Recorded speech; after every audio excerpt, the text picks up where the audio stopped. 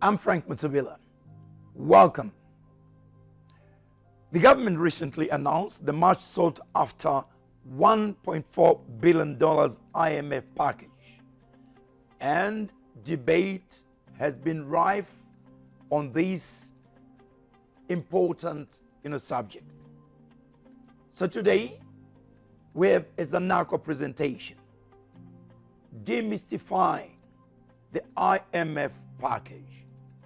My panel consists of Dr. Patrick Chilishe, Head of Economic Research, and Mutisunge Zulu, Chief Risk Officer. Welcome, gentlemen. The Minister of Finance announced in a statement that the Zambian authorities and IMF had reached a staff-level agreement for an extended credit facility. The question is, how does this affect the microeconomic variables such as growth, inflation, and exchange rates? Are these concerns to the economic outlook as a result of the IMF program? Patrick? Thank you very much. I'll start by saying the IMF deal does make the macroeconomic outlook relatively brighter than we earlier thought. For example, economic growth, we are expecting growth of about 3.8%, relatively better than what the government is expecting. The government is expecting growth of about 3.5%, but we are relatively more optimistic, especially after the government agreed the IMF deal. We expect it to create more stability in the economy, to create more positivity among investors, and that should drive economic growth amongst the private sector. When you come to inflation, we are also seeing inflation relatively going down. Our projections does indicate that even when we take into account the issues of removal of subsidies, fuel and electricity, inflation will still come down, and our estimates our forecast does indicate that inflation will be in the region of about 18.6%, down from an average of about 22.6% this year. When it comes to an exchange rate, we are expecting the exchange rate to stabilize a lot. Our projections still indicate that the exchange rate will stabilize in the region of 15 kwacha per dollar to around 17 kwacha per dollar within this band, and which we believe is relatively stable enough to ensure that businesses plan their activities well. Now, what is it that we are seeing to be a major concern to macroeconomic environment with an IMF program in place? From a weather perspective, we've seen meteorological reports do indicate that rains are not really going to be as good as they are supposed to be. That could have a negative effect on the agriculture as well as electricity production. We are also seeing the issue of removal of subsidies on petroleum products as well as electricity. That is going to have an upward impact on inflation going into 2022. Patrick, to what extent does the IMF package give credibility to our country? It does give quite a lot of credibility, and that is the more reason why, Frank, earlier, our lenders were actually looking to government obtaining or getting traction on an IMF deal so that they can give, the IMF deal can give that credibility to the policy reforms that government is suggesting. So all in all, investors are looking favorably on Zambia, and they are more so seeing that with the IMF program in place, government is going to undertake the reforms that it has promised. One thing that I need to mention is that when they say conditionalities, these conditionalities are not necessarily imposed by the IMF. The government, working with IMF staff, do sit down to come up with the reforms that are needed to bring back the economy onto a sustainable path. And the two sides will negotiate and agree to the conditions for example, how much fiscal deficit Right. do we need? Do we need a 10%? Do we need a 5%? So once they agree, the IMF is going to monitor whether government is sticking to those conditions. Because they have committed that we are going to achieve a 5% Right.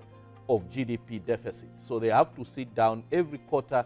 The IMF team comes through to check on the progress, whether these reforms are being carried out as agreed. Patrick, you point a positive in a picture. Why then are some armchair critics being pessimistic about this package? When you look at history, I think the confusion that I'm seeing personally as an analyst and as an economist is the comparison between earlier IMF programs, which were done under the structural adjustment programs. I personally would call those programs, they never had a human face. They are relatively different from the current IMF programs that have been designed, and those tend to have a human face. In earlier programs, the IMF would recommend cutting expenditure, for example, across all sectors. They didn't exclude sectors that have a positive impact on the economy. A good example is education, Right. health, productive enhancing activities such as recruiting extension officers. In previous IMF programs, that would not have been attainable. Absolutely. Because they had a blanket kind of restrictions that they would impose. But in the current programs, they carry a sort of a human face to it. They make sure that the social sectors spending is protected. You make sure that for example, the health sector remains well funded, because you need a health productive population. Secondly, you need an educated population. You need the skills. So the expenditure in that sector has to be maintained, if not actually increased. Thirdly, you need social safety nets. You need to look at vulnerable people in your population. So the social cash transfer is maintained, is actually enhanced to make sure that more and more people access services from government. Before I bring in Mutisonge, the million question or the $1 million question, who is driving this package, this program? Well, from an economic perspective, the IMF program is driven by the country that is seeking the help. Right. It is at the point where the country realizes it is very difficult for them to continue running the economy in an efficient manner. So then they seek help. And this help is coming from the IMF. So in that case, the key drivers of the program is not necessarily the IMF. Right. It's the host country that goes to seek. That is the reason why one of the stages is that the government has to write what we call a letter of intent. A letter of intent is a letter that the country writes to the IMF seeking help. It's rarely the case that the IMF will write a letter to you asking you to be on their program. That is not the case. Thank you for that clarification, Mutisonge. What does the IMF package mean for Zambian banks like Zanaco, for example, from a risk appetite perspective? First of all, it pretty much stems on a positive outlook. That's number one.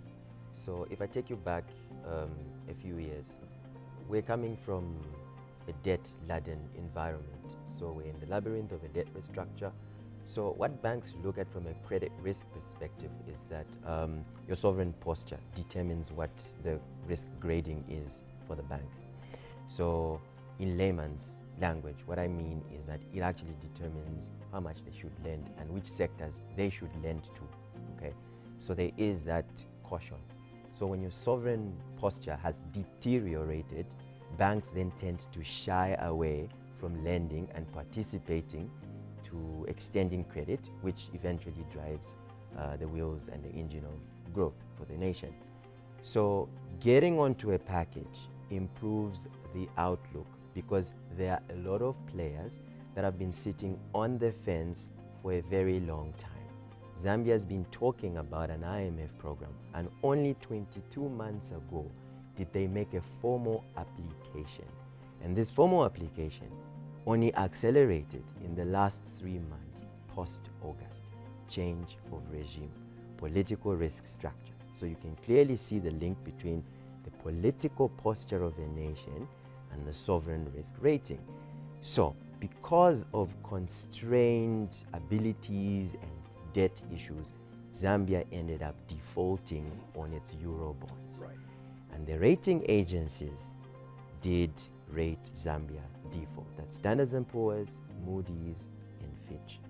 So because we are default rated, it means that as a nation, credit lines have closed up. And that's where you saw the Ministry of Finance then opt to raise money in the domestic market. But going to the domestic market meant that there was overcrowding. That money that should have been given to businesses in lending, the private sector, to drive growth, was now going to the government because the government needed money. So getting onto a program, and this program is a precursor for successful debt restructure. Right. The minister was very clear in his budget presentation saying, support us, give us up to end of November, we'll get into an agreement. He knew what he was talking about. And after that, the next stage is first quarter 2022, debt restructure. When Zambia restructures its debt, then will the rating agencies come and improve its rating from default to something better, and credit lines should open. The catch here is that already there are underlying issues, even before the IMF program, that had constrained the private sector. For example, if you look at the mining sector, the issue of tax deductibility, mineral royalties, was a big issue. And that's the reason why investment in exploration has been very feeble. But with that amendment in this budget, the expectation is that mining is now opening up because there are a lot of players that are knocking on the DRC and on Zambia's door. People opted to go to the DRC than Zambia, which is a politically stable environment. Right. So you can look at mining is opening up. Zambia has resources vast, but the shocking thing is, why haven't people been coming to tap that opportunity? It's because there was uncertainty. But with that stable environment, getting onto a program with clarity in policy, with transparency, and sovereign posture is improving, it opens doors to foreign direct investments. There's so many players that are looking to court Zambia. Mining, I've mentioned. Agric, plenty. Telecoms, name it. So from a risk appetite perspective, it's clawing back into the Zambian market. And we are excited, and we actually focus that 2022 is going to be a great year for Zambia. We should see that level of investment. This country has lacked flows for the longest of time.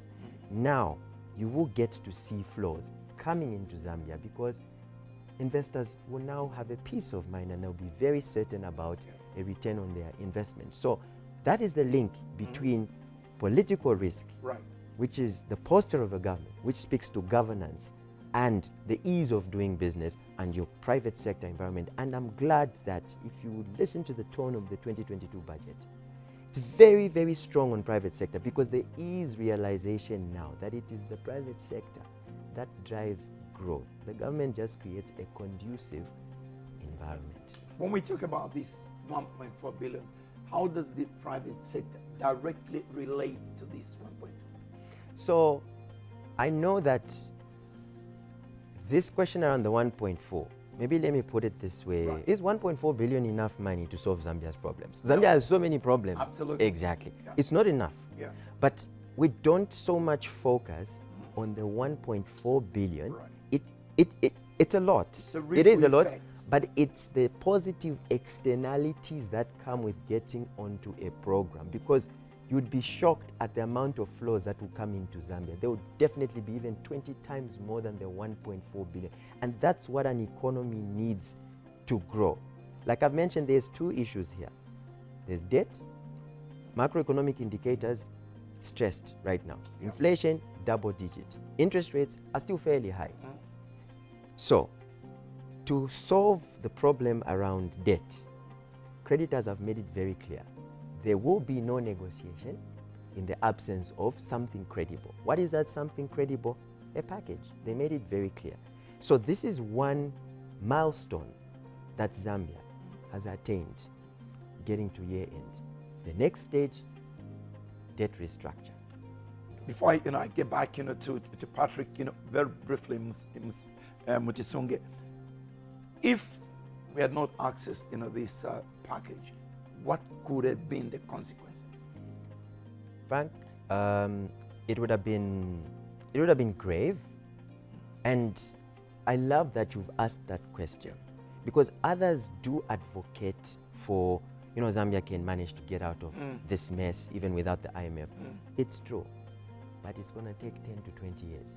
Wow. So the question is, would you rather tighten your belts for 3 years and then get the fundamentals back to where they should be, or we kick the can down the line, fundamentals deteriorate, currency scarcity, and life becomes extremely expensive? It's too difficult, but I think it's clear that the first option would make more economic sense. And the lesson is that we never wish to fall in this predicament ever again. Patrick, the last time I discussed this issue with the minister, when he was talking about the package, he told me about 4 pillars, namely economic transformation and job creation, human and social development, environmental stability, and lastly, good governance. Could you unpack, this? And indeed, do you subscribe, to this? Yeah, first and foremost, I mean the 4 pillars of the latest round of IMF program that we are having clearly speaks to what we need as a country. The 4 pillars, first and foremost, if you look at one, which is accelerating economic growth or restoring the macroeconomic environment, is really very, very important. Sunge earlier here mentioned the issue of rising, escalating inflation, deteriorating currency, something that we've lived with for quite a long time, and it has really created unbearable pain for quite a lot of Zambians. So restoring macroeconomic fundamentals remains very, very important. The second pillar, which is human capital development, is also very, very important as far as bringing back the economic, the sustainable economic growth that we need to ensure that we are able to attack poverty. The issues of investing in education, which is emphasized in the current IMF programs, like I mentioned earlier. You need a health population. We need a skilled population for you to enhance productivity, and all those things are feeding into making sure that over time you start taking the economy towards a sustained economic growth path that is able to start impacting poverty in a positive way.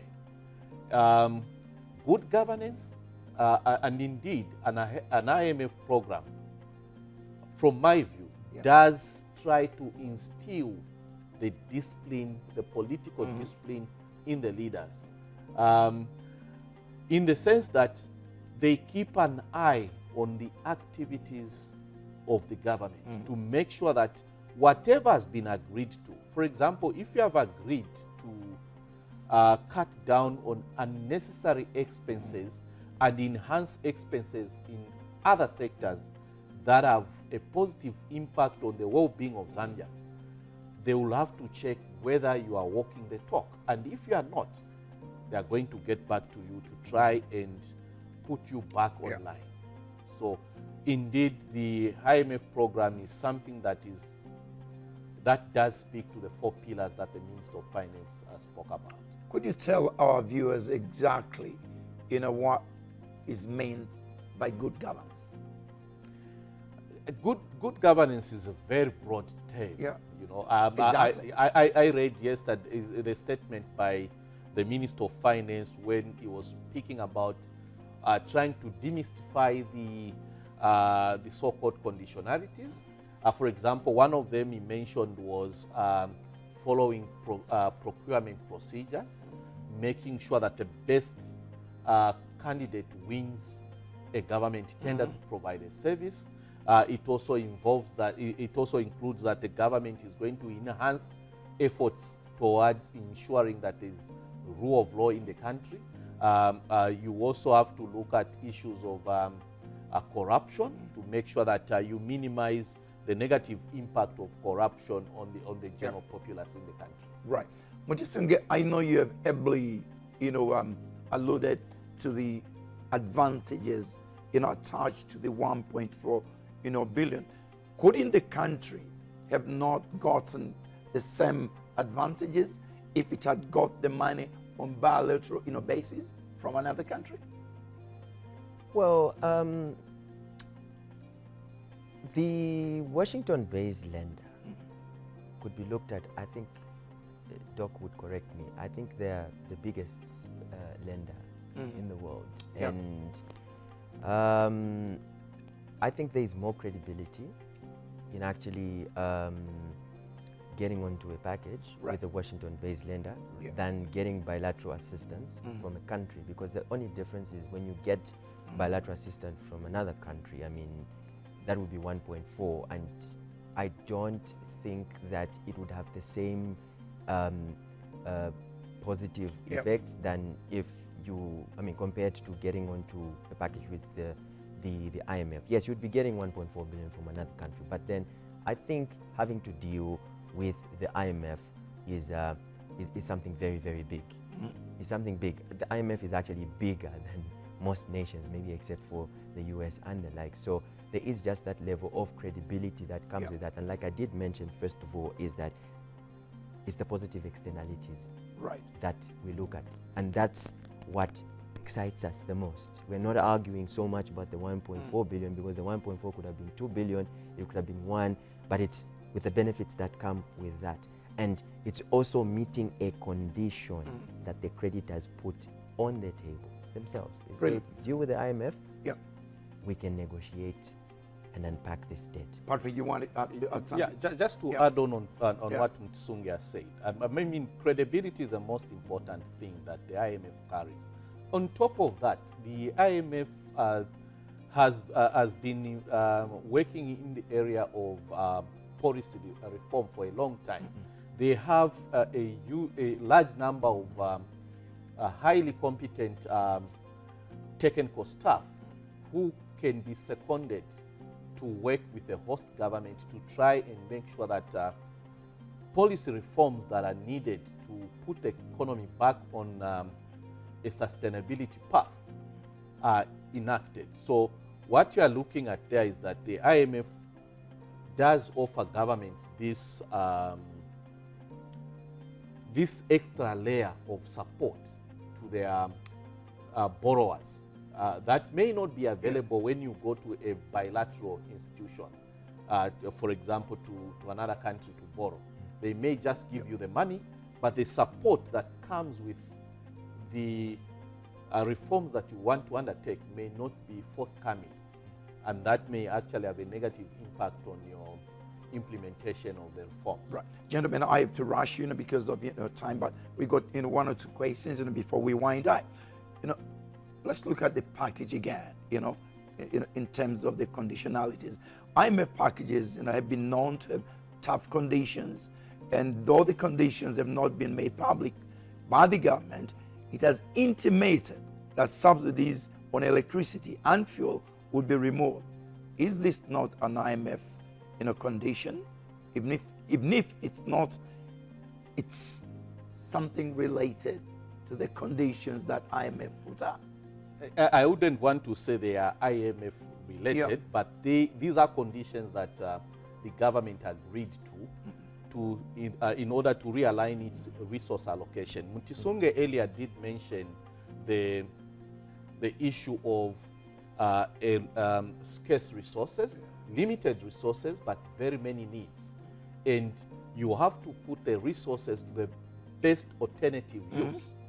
And one of the things that you get is that probably putting those resources into subsidizing electricity as well as fuel may not have the greatest impact on the lives of the poor, especially the poorest of the poor, who may not have access to many of the amenities that are provided using those two resources.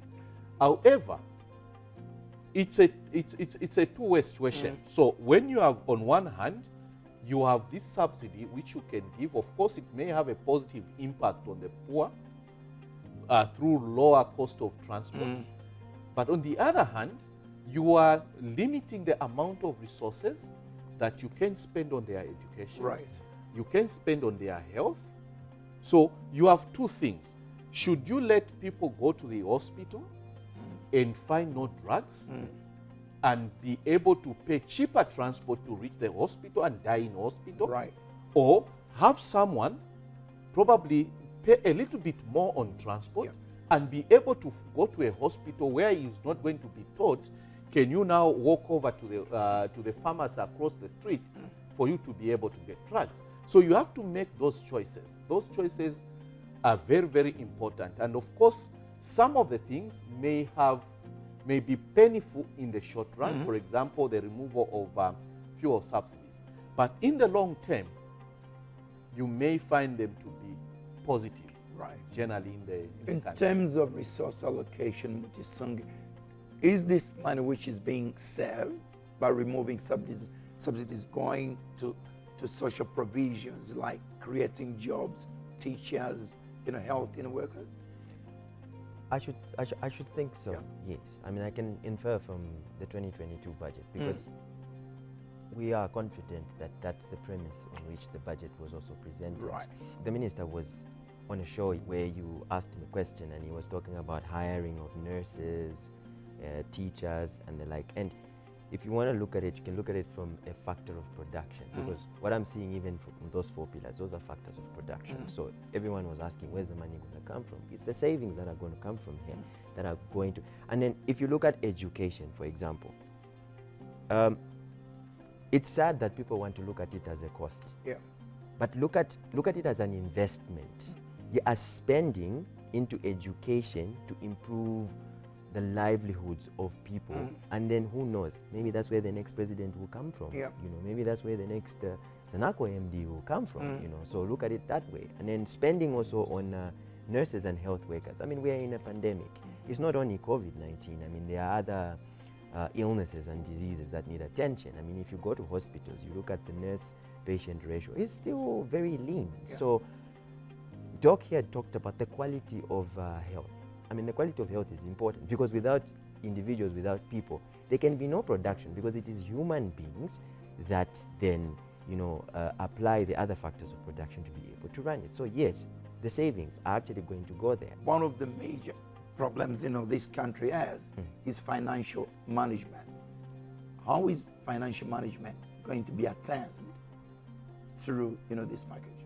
Well, like Doc did mention at first, the disbursement is in tranches. The IMF doesn't give you 1.4 yards and folds its hands and say, we're going to come back after 3 years to go monitor how you've used it. It's in tranches. So there is a disbursement process. Just like any credit process, you've got a project, this project costs X amount. They'll tell you, we want to see, we want to be convinced, and that's why you find they can even offer technical support, which is Doc's explanation of why IMF instead of a bilateral arrangement, because they offer technical support. So there will be people, there would be IMF staff to monitor and track progress. The money has to be used wisely. And there are other things that have been committed to say, we're getting onto this program, but we'll also do X. So they'll be there to monitor. If we breach those conditions, there'll be no further disbursements. Absolutely. So that's where the control is tight. So there is oversight from the IMF themselves. There will be reports that will be produced, and they want to see tangible outcomes. I mean, the money should be seen there. And then now, as those funds are being used, those other funds that now are generated by Zambia itself can now be freed to go and focus on creating, to stimulate economic development. So that's one other benefit of a package. Then come 3 years, can choose whether to get on to extend or get into another 3 years, or maybe we'll be at a point where we would have grown enough, would have collected more from mineral royalties, and then we can make that decision at that point. But the most important thing is the amount of economic activity in the next 3 years would definitely be 4 times more than what we had in the last 3 years. Finally, Patrick, and briefly, it is important that we all read from the same page. How is the government going to ensure, that they sell this package to the public? Yeah, I think one thing that I've seen is quite a lot of misinformation circulating around, and what we might need is for government to come up with a sensitization program where competent people who understand how an IMF program works can actually be given a forum to explain the key details of the program, and also to help demystify. Yeah. I mean, because sometimes the problem is that the key details are rarely given to the people. So what you would want is a situation where people are given the key details. For example, in achieving macroeconomic stability, what sort of expenditure cuts are we having? I'm sure the Minister of Finance is doing quite a commendable job with regards to trying to speak to the program in detail and everything. He's doing a commendable job, but he's only one man. We need more of the staff within the Ministry of Finance to work with media houses to try and demystify this IMF program. Try to put out correct information out there. Because what is happening at the moment is that each and every pundit is coming up and writing all sorts of misinformation. And since there is no information available, people are believing it. So you have to look at what you put out there as a counter to the falsehoods that are happening. Gentlemen, I thank you. Thank you. Thank you. This has been a special program, a Zanaco presentation demystifying the IMF package. My guests, Motisunge Zulu, Chief Risk Officer, and Dr. Patrick Chilishe, Head Economic Research. I'm Frank Mutabila.